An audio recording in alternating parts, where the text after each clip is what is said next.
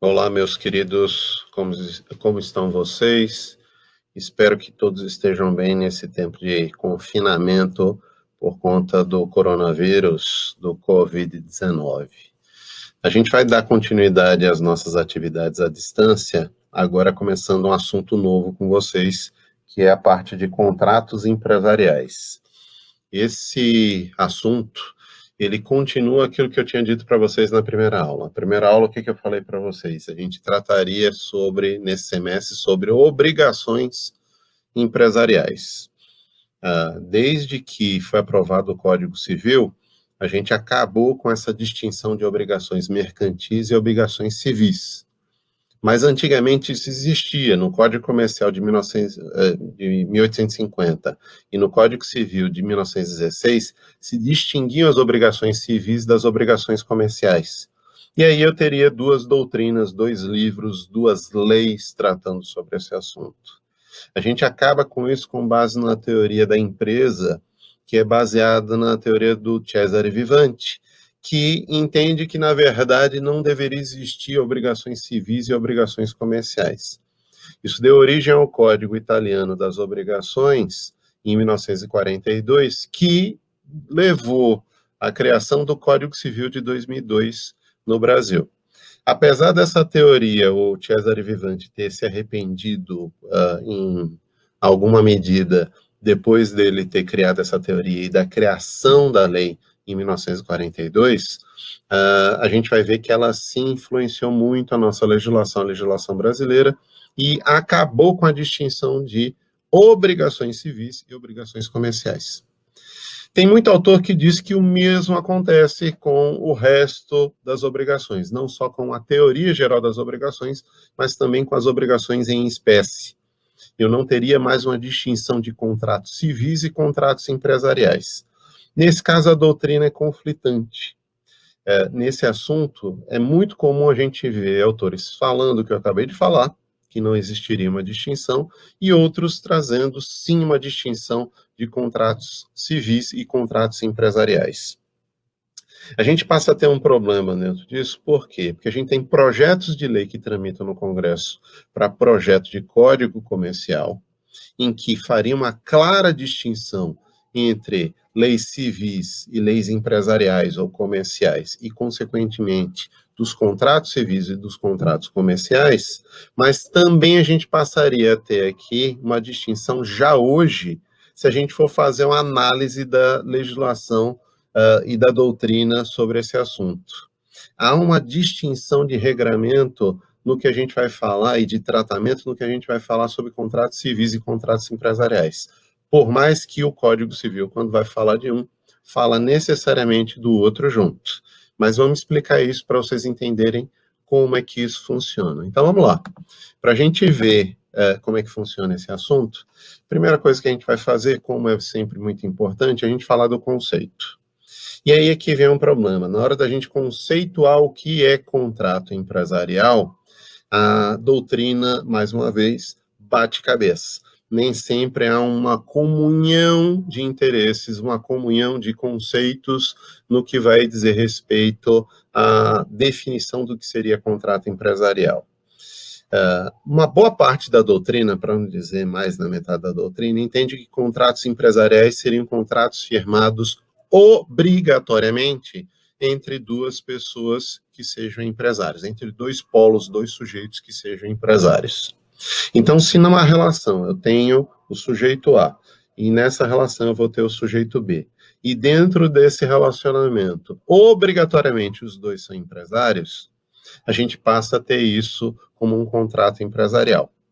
Mas acontece que alguns autores, eles costumam dizer o quê?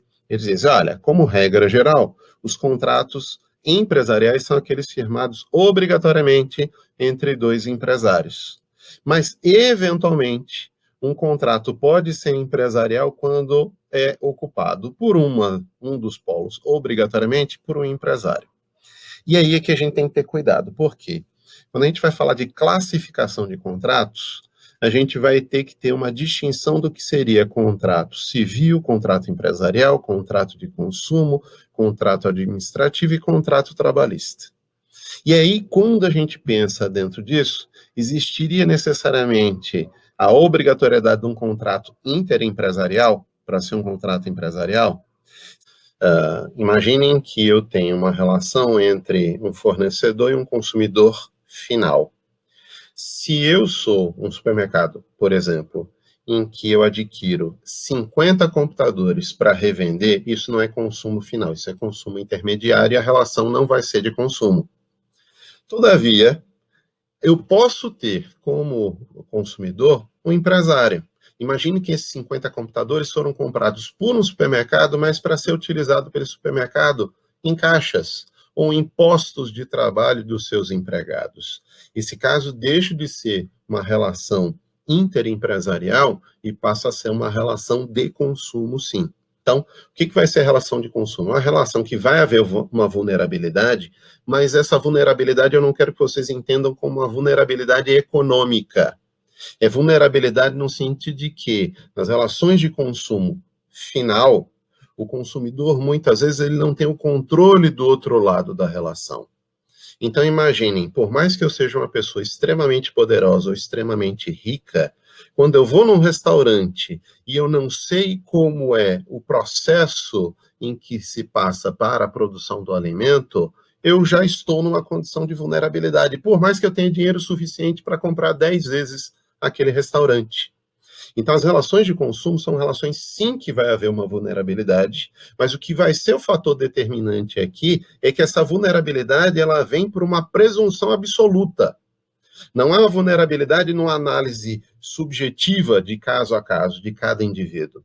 É uma vulnerabilidade para todos os consumidores finais. Então, quando a gente pensa dessa forma, o que a gente vai ver? A relação de consumo é a relação entre fornecedor e consumidor final. Então, mais uma vez, a gente tira daqui a hipótese dos contratos empresariais. Aí a gente vai ter um outro contrato, os contratos administrativos. Talvez esse seja um dos outros grandes problemas que a gente tem dentro da classificação dos contratos. Por que eu digo isso? Que tal qual o contrato empresarial, quando a gente vai falar de contrato administrativo, a gente pensa sempre o quê? É um contrato que se faz com a administração pública. Outro engano. Boa parte da doutrina e da própria jurisprudência entende que é contrato civil, por exemplo, um contrato que a administração pública faça sem que eu aplique a Lei 8.666, a Lei de Contratos e Administração, contratos e licitações da administração pública, e que eu faça esse contrato por uma dispensa de licitação, e eu faço esse contrato em relações tipicamente civis, por exemplo, um contrato de locação de imóvel. Várias vezes a gente já viu decisões judiciais no sentido de determinar o despejo da administração pública que deixa de pagar os aluguéis sem que haja necessidade de esperar 90 dias, como faz a Lei 8.666, ou como determina a Lei dos Contratos e Licitações da Administração Pública. Então, dentro dessa ideia, que cuidado eu quero que vocês tenham?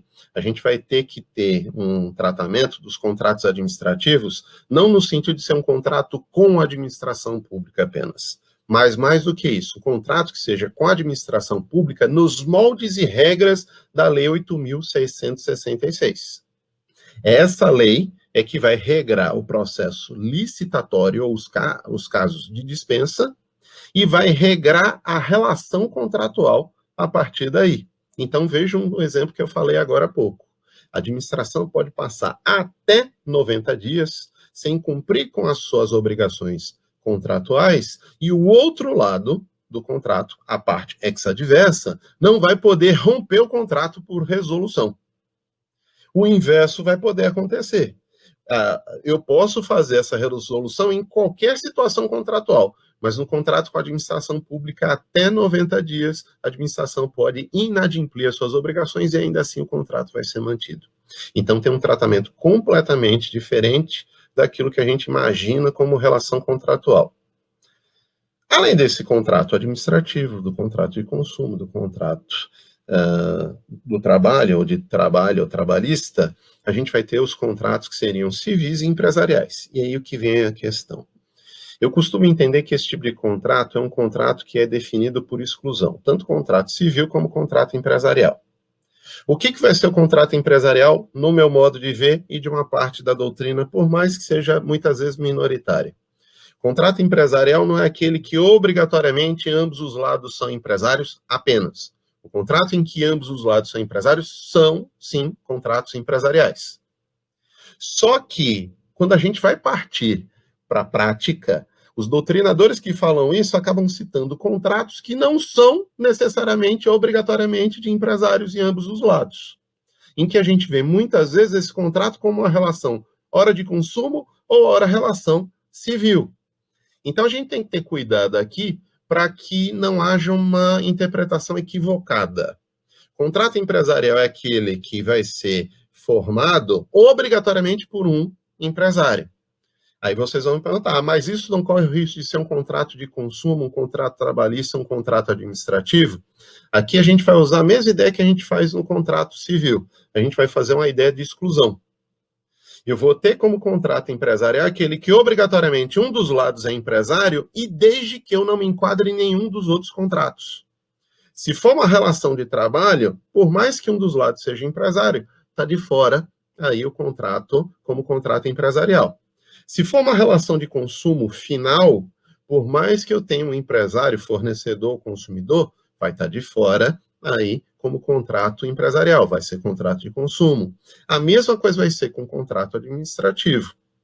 Então, o que vai ser o contrato empresarial? Aquele que obrigatoriamente um dos lados seja empresário, em que haja uma busca de lucro, uma intenção de um proveito econômico na relação, então o contrato tem que ser oneroso, não pode ser contrato gratuito, mas que não seja nem contrato trabalhista, nem contrato de consumo e nem contrato administrativo.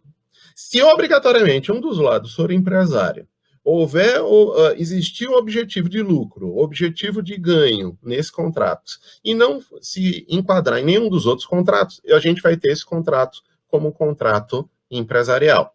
E vai sobrar o contrato civil para quê?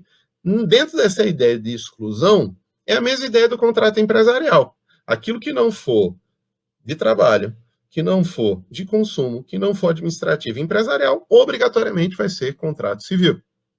Então, a gente vai aplicar a mesma ideia que a gente usa nos contratos civis, vai aplicar a mesma ideia nos contratos empresariais. Com isso, a gente consegue abarcar vários contratos que os doutrinadores dizem que não seriam contratos empresariais, mas no mesmo livro que eles dizem isso, eles botam exemplo desses contratos. É o caso, por exemplo, que a gente vê aqui e acolá na doutrina, contrato de cartão de crédito ou contrato de leasing. A gente vê muitas vezes um contrato de leasing firmado com um consumidor, com uma relação de consumo final.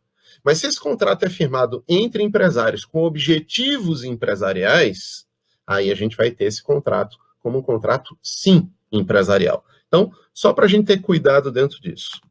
Outro cuidado que eu quero que vocês tenham, então, vai ser o quê? Dentro daquele slide que a gente tinha falado, verificar quando que o contrato vai ser de fato empresarial. Alguns autores diriam, só este contrato aqui entre empresários é que vai ser empresarial. Eu meio que desmistifico isso. Desde que não seja uma relação de trabalho, não seja uma relação de consumo, não seja administrativa, por mais que não seja obrigatoriamente um dos lados empresário, que seja obrigatoriamente um dos lados empresário, mas não necessariamente os dois, esse contrato vai ser empresarial. Então, aqui a gente vai ter, sim, um contrato empresarial, mas aqui também há a possibilidade desse contrato ser considerado um contrato empresarial. Então, para a gente estar fechando essa aula de hoje, vamos falar da classificação desses contratos empresariais. Eu resolvi dar uma resumida nisso com vocês. Por quê? Porque vocês já viram dentro dos contratos civis se o contrato ele é principal ou se ele é acessório, se é um contrato simétrico ou assimétrico, se ele é pessoal ou impessoal, tudo isso vocês já estudaram. Aqui eu vou tratar com vocês algumas particularidades que envolvem especialmente os contratos empresariais. Eu vou trazer 3 critérios de classificação aqui para vocês. Um deles que a gente usa só para contrato empresarial, que é a classificação de contratos de intercâmbio, de colaboração e contrato de sociedade. O que seria contrato de intercâmbio? É o contrato base que a gente está acostumado a pensar. Eu vou prestar um serviço, eu vou vender um determinado bem.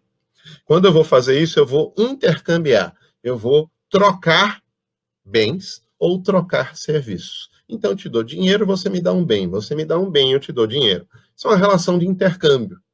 Só que contratos empresariais são comumente utilizados não só para relações de intercâmbio de produtos ou de serviços, mas também relações de colaboração. O que seria um contrato de colaboração?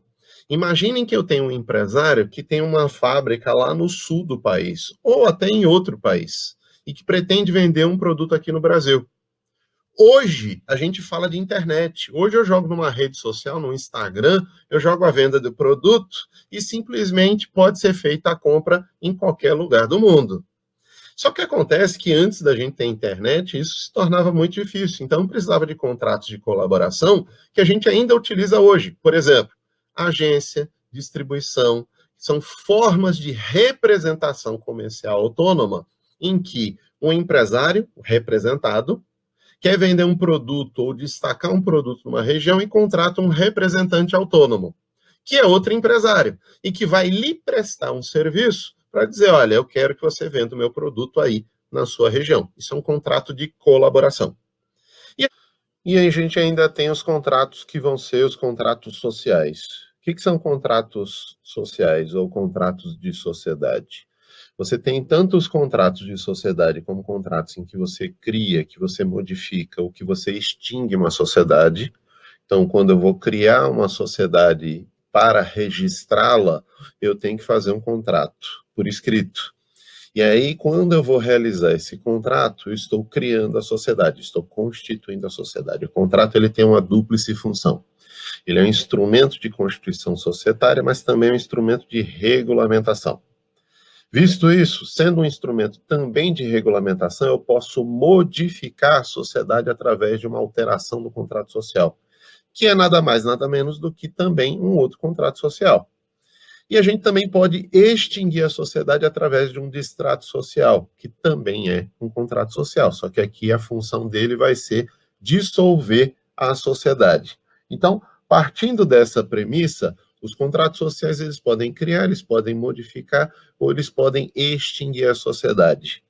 Para por aí? Não. A gente ainda tem algumas figuras de relações intersocietárias, contratos que são firmados entre sociedades que mantêm essas sociedades, cada uma a sua finalidade e a sua autonomia, mas que em conjunto, em colaboração entre si, a gente vai passar a ter um contrato que vai permitir um exercício conjunto, como se fosse uma pessoa jurídica, e muitas vezes sendo uma pessoa jurídica, você exercer em conjunto uma atividade negocial. É o caso, por exemplo, dos contratos de consórcio, é o caso, por exemplo, dos contratos de joint venture. Você pode ter uma joint venture personificada ou não personificada. E aí, dentro dessa ideia, seria, sim, também classificado como um contrato de sociedade. Então, esses são contratos também empresariais. Só que esses contratos vocês viram no semestre passado com a professora Michele, dentro de Direito Empresarial 1. Aqui a gente está falando de uma classificação geral para aquilo que a gente vai entrar com vocês, que a gente vai falar de contrato de leasing, vai falar de contrato de shopping center, vai falar de contrato de franquia, entre outros contratos que envolvem a atividade empresarial. Então, partindo dessa ideia, os contratos podem ser contratos de intercâmbio, em que você vai intercambiar produtos ou serviços. Ele pode ser um contrato de colaboração, em que empresários colaboram entre si no exercício de uma atividade negocial, e podem ser contratos de sociedade, em que você vai criar sociedades personificadas ou não personificadas para o exercício de uma atividade empresarial. Além desse critério de classificação, e aí é uma particularidade minha e tipicamente de alguns autores de direito empresarial, existe uma classificação dos contratos quanto à tipicidade e quanto à nominação desse contrato. Por que eu gosto de falar desse critério com vocês? Quando a gente vai falar de contrato empresarial, é muito comum a gente ver na doutrina uma distinção que a doutrina civilista não faz. Quando a gente vai falar de classificação de contratos, a maioria dos autores de direito civil, eles vão dizer, olha, o contrato típico, também chamado de contrato nominado, e o contrato atípico, também chamado de inominado. Então, a gente trata no direito civil essas duas classificações como se fossem sinônimas, quando na verdade não são.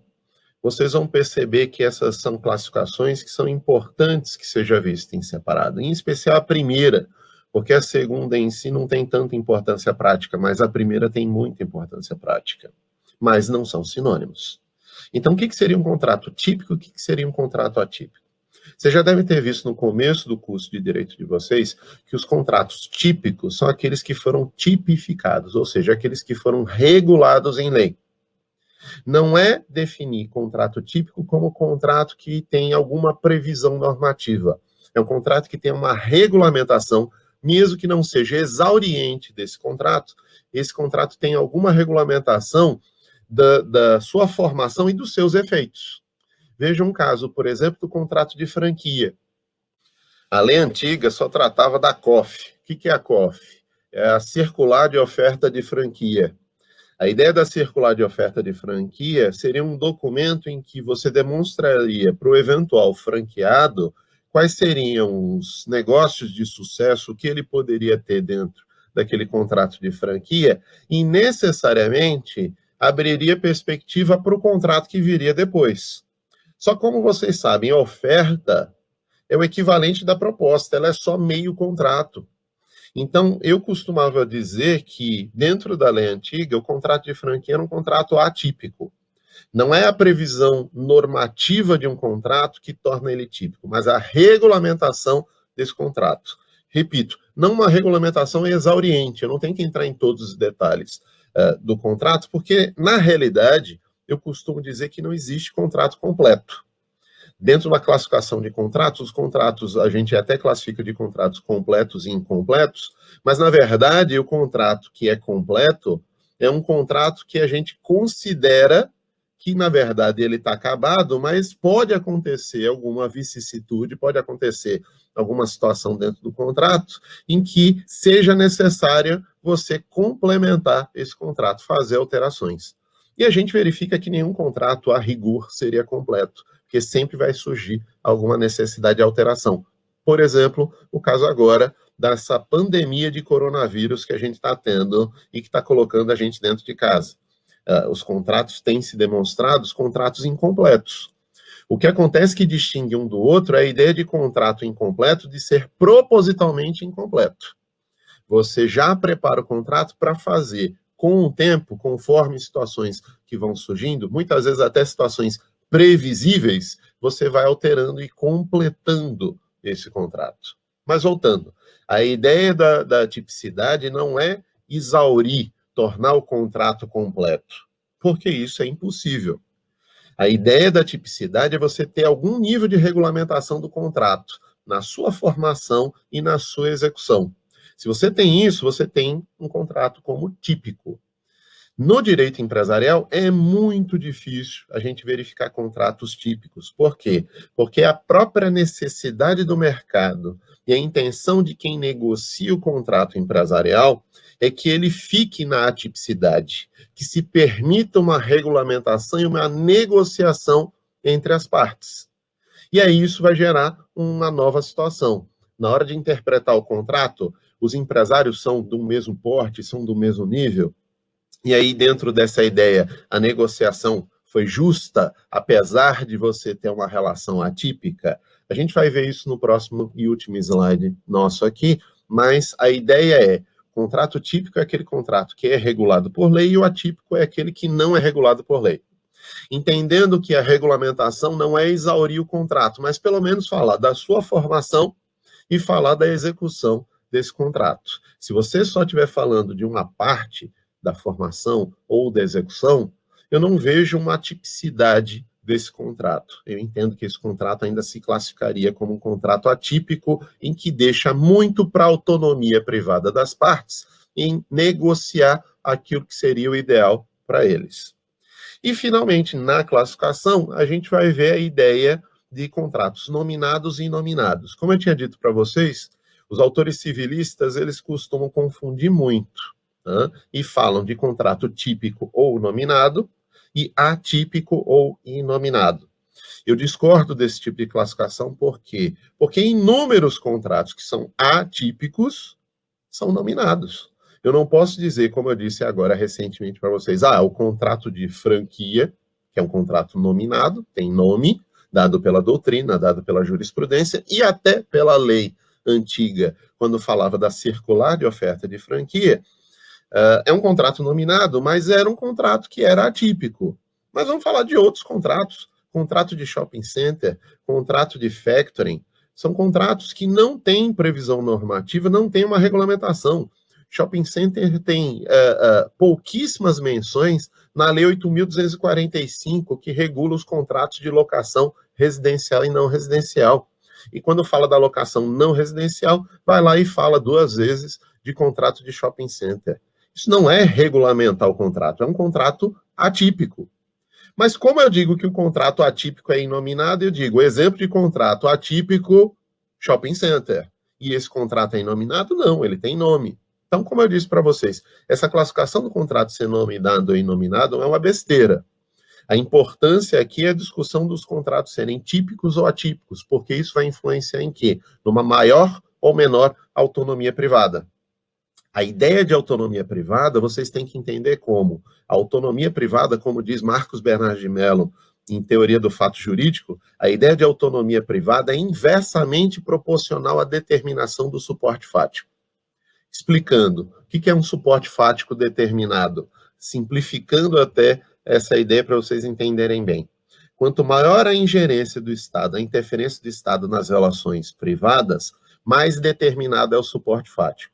Então, quanto mais interfere o Estado, quanto o direito mais interfere na liberdade do indivíduo, menos liberdade ele vai ter.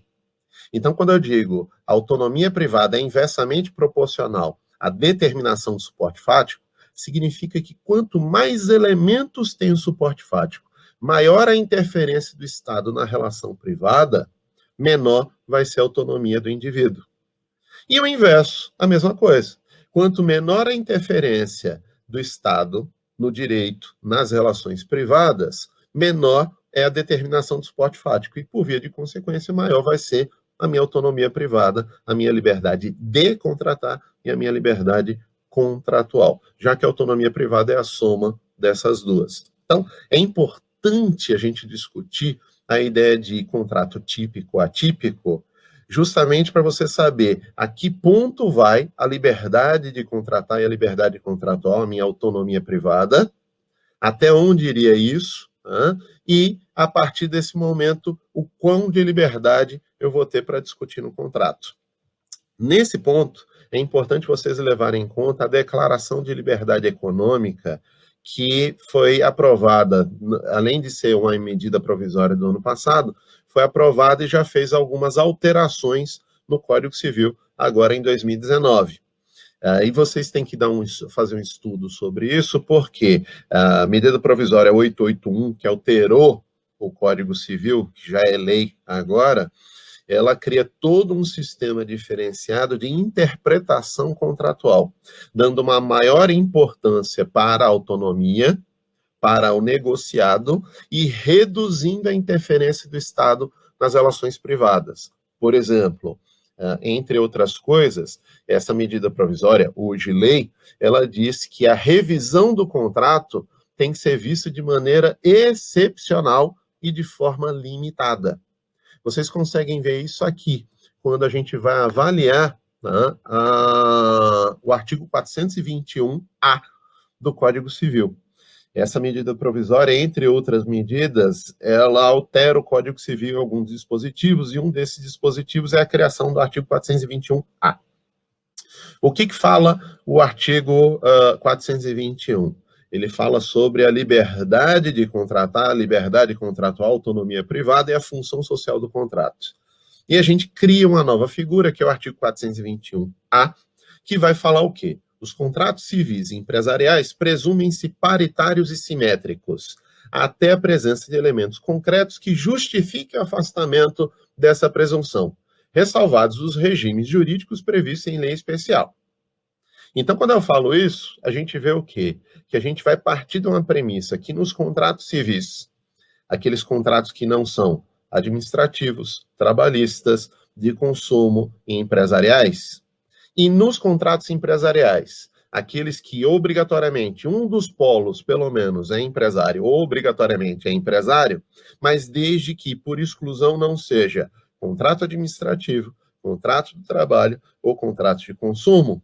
Neste caso, esses contratos eu vou presumir, numa presunção relativa, uma presunção juris tantum, ou seja, cabe prova em contrário, eu vou presumir que as partes nesse contrato estão no mesmo nível.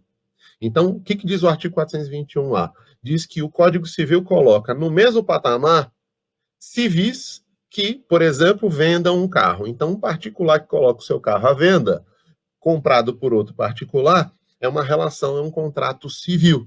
E aí, dentro dessa ideia, a gente vai presumir que eles estão numa paridade de armas, que eles têm condições iguais e que um não vai se sobrepor ao outro, gerando uma vulnerabilidade nessa relação. A mesma ideia a gente vai fazer com o empresário, só que no outro nível, num outro patamar. A ideia aqui seria pensar que o empresário é um hiperindivíduo, em que ele conhece tudo do direito, conhece tudo sobre relações empresariais, e que por conta disso, ao negociar com outro empresário, eles vão estar no mesmo nível, e aí eu não vou considerar que um é vulnerável em relação ao outro. E por conta disso, a gente vai fazer o quê? Eu vou proteger a relação, não um indivíduo ou outro. Eu vou dizer, olha, aquilo que for discutido, pela máxima do pacta sunt servanda, deve ser obrigatoriamente cumprido. E eu não vou revisar esse contrato, eu não vou interpretar esse contrato, não vou discutir, seja em favor de A, seja em favor de B. Então, dentro dessa ideia, quando eu digo presumem-se simétricos, presumem-se paritários, quer dizer que eu vou presumir uma paridade de armas, uma igualdade de condições. Qual o problema dentro disso? Vamos pensar em contrato empresarial. Contrato de shopping center. Contrato de shopping center é um contrato firmado entre uma associação ou um condomínio com um lojista. Aí vocês vão dizer, mas a associação ou o condomínio de lojistas representa os interesses dos lojistas. Não sempre, não necessariamente. Veja um caso, por exemplo, dos shopping centers que cobram 13º, 14º, 15º aluguel. Mas por que eles cobram isso? Eles cobram porque no mês de dezembro há um aumento no custo do shopping, porque ele investe em propaganda para atrair mais consumidores. Aí você vai dizer, então é justo você cobrar uma taxa a mais, um aluguel a mais. O problema é que a maioria dos contratos de shopping center, o aluguel é cobrado na base do lucro. O aluguel é variável. Então, se eu faço investimento em um aumento de fluxo de clientela, os aluguéis vão aumentar por via de consequência, e aí você já vai ter um ganho. Se você dobra esse ganho, ou triplica, ou quadruplica esse ganho, quando chega no final do ano, há uma quebra de armas aqui. A paridade, ela se dissolve, e você vai ver que o lojista não tem o mesmo poder do shopping. E aí, dentro esse desequilíbrio que a gente passa a ter, a gente tem que entender que vem o direito através do legislativo, vem o direito através do Estado juiz para dizer, olha, essa relação ela tem que voltar para um nível de equilíbrio. E a gente acaba interferindo nessa relação para que o contrato seja justo. Eu não posso ter um contrato que gere uma relação de injustiça. Mas a parte aceitou na hora de firmar o contrato. Gente, pensem no contrato de trabalho, pense na relação de consumo. Muitas vezes eu sou obrigado a aceitar aquelas condições, porque se não aceitar aquela condição, eu não vou ter acesso ao produto ou acesso ao serviço, ou, no caso do contrato de trabalho, ao trabalho que leve ao meu sustento. Então, muitas vezes eu me dobro a condições que não são desejáveis. Na relação empresarial, óbvio, se eu estiver falando de uma grande rede de supermercados, com uma grande distribuidora de produtos eletrônicos, eu vou entender que aí há sim uma simetria, uma paridade no contrato.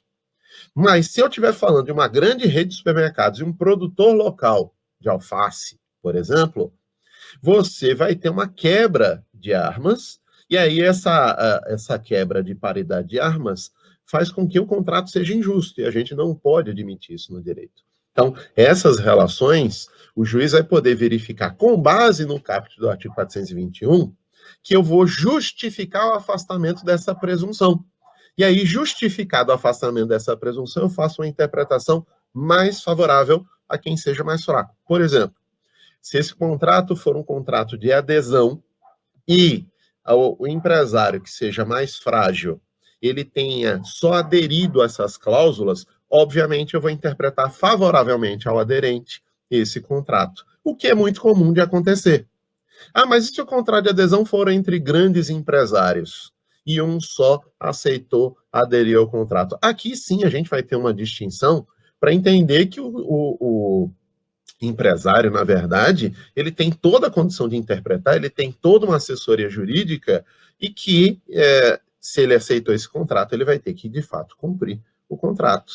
Mas se eu estiver falando de pequenos empresários, pequenos produtores, que fornecem para grandes empresários em redes nacionais ou em redes internacionais, não há simetria, não há paridade. E aí, nessa condição, o contrato tem que ser interpretado a favor de quem seja vulnerável, e não o contrário. Então, o artigo 421 ele faz uma presunção relativa, uma presunção juris tantum, cabe prova em contrário, uma presunção de igualdade de armas entre as partes, tanto no contrato civil como no contrato empresarial. Daí a importância da gente entender nessa ideia geral, nessa introdução geral do que seria um contrato, entender o que é o contrato empresarial, distinguindo ele de outras formas contratuais. Então, voltando só para a gente fechar, o artigo 421 diz: os contratos civis e empresariais presumem-se paritários e simétricos até a presença de elementos concretos que justifiquem o afastamento dessa presunção, ressalvados os regimes jurídicos previstos em lei especial e garantido também que as partes negociantes poderão estabelecer parâmetros objetivos para a interpretação do contrato. Então, eu posso colocar no próprio contrato como é que ele vai ser interpretado. Se vai ser interpretado a favor de A ou B, ou se eu vou considerar que há, de fato, sim, uma paridade de armas. Se admite isso no contrato. Será que vai ser possível ter essa paridade imposta? É possível que isso aconteça. E aí, nesse caso, havendo uma prova que, no caso concreto, apesar do texto falar que há uma igualdade entre as partes, se ficar provado que não há, você pode fazer uma interpretação mais favorável, sim, a quem seja vulnerável. Inciso 2. A alocação de riscos definida pelas partes deve ser respeitada e observada. Lembrem, no direito do consumidor, por exemplo, eu não posso dizer o estacionamento não assume responsabilidade pelos danos causados ao seu veículo. Isso é uma cláusula abusiva no contrato, e eu vou interpretar o contrato favoravelmente ao consumidor nessa hipótese.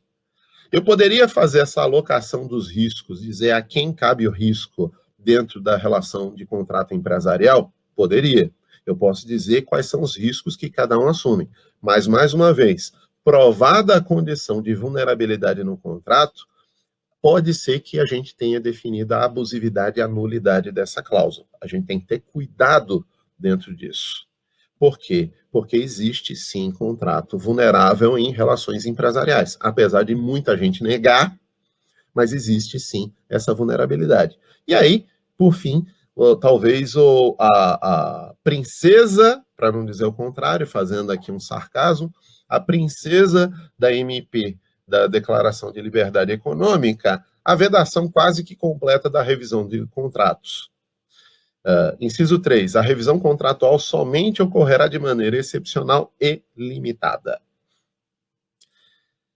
A regra passa a ser o quê? A gente evitar a judicialização de revisões do contrato, para você dizer, olha, aqui está tendo uma abusividade, aqui você tem uma invalidade, eu gostaria de revisar o contrato. Não querem mais que o judiciário esteja abarrotado de processos para fazer revisão. Não só por interesse em preservar o judiciário, mas mais do que isso, para preservar a ideia do próprio contrato. Eles querem fazer um contrato em que, colocando naquele contrato certas cláusulas, você vai ser obrigado a acatar aquela cláusula que você admitiu. Isso, na realidade, no meu modo de ver e de vários autores, isso é um retrocesso. E se a gente voltar para 2 séculos atrás, em que aquilo que você assumisse no contrato, você era obrigado a executar de qualquer forma. A gente não está mais nessa época. A gente não pode mais admitir contratos leoninos. A gente não pode mais admitir uma quebra de uma equivalência entre as prestações do contrato, uma justiça contratual. Então, o contrato pode ser revisado? Pode ser revisado. A ideia é ele ser revisado e não resolvido. Por quê? Porque a ideia é manter o contrato. Mas se a gente não faz a revisão, outras hipóteses vai ser caso de resolução realmente do contrato. Então a gente tem que ter muito cuidado dentro disso. Eu vou fechar essa aula aqui de hoje e a gente vai começar a ver, a partir da próxima aula, os contratos em espécie. E aí o que eu quero? Provavelmente a próxima aula com vocês eu vou marcar em horário de aula para que vocês tenham acesso online. E aí eu vou gravar essa aula também, vamos postar no YouTube, mas essa aula vai ser em tempo real com vocês. Todos vão ter que estar presentes e a avaliação vai levar em conta isso. Tá? Espero que todos estejam bem, que todos fiquem em casa, saiam apenas para o necessário, cuidem da sua saúde, cuidem da saúde dos seus. Beijo no coração de todos vocês.